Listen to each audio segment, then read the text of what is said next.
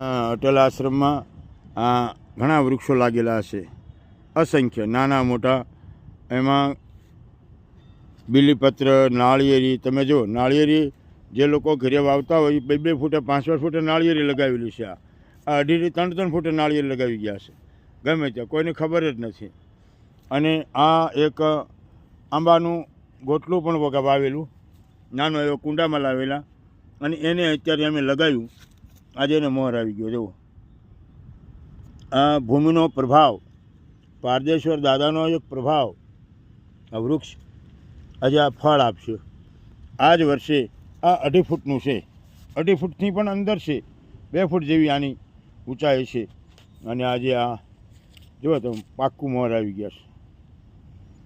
જોઈ લો ઠેઠ સુધી, કોઈ કલમ નહીં, કાંઈ નહીં.